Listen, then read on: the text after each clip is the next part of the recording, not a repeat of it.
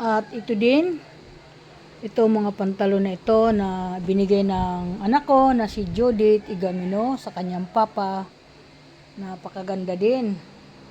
Ayan, iniba ko na lang yung video ko kasi iba ito. Galing po ito sa anak ko, bigay sa kanya, papa niya. Yan, ang gaganda oh. Mga original siya. Mga original oh, mga idol.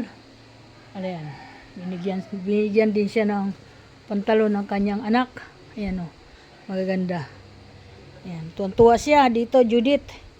Tuwan-tuwa, sakto lang daw. Naka-jackpot daw siya sa'yo.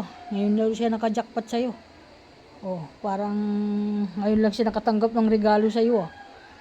Lagi mo naman siya nireregaluhan, di ba? Oh, dito sa binigay mong pantalon, sobrang tuwan-tuwa niyan.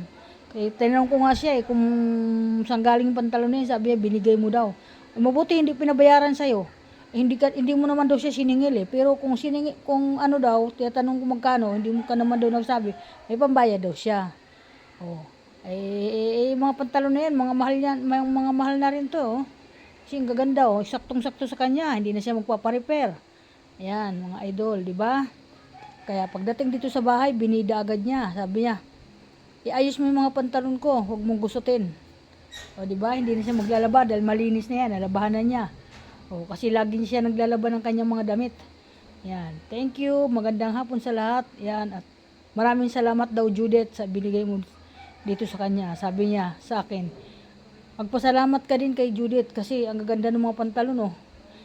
Doon kasi sa mga pinupuntahan niya, hindi siya nakakakuha ng ganyan. Parating masikip yung ano niya, napipiling pantalon. Ano bang ginagawa niyan?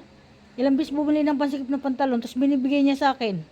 Oh, ay ang dami ko na rin pantalon. Sabi ko, bili ka ng bili, hindi mo muna sinusukat kung kasya sa'yo.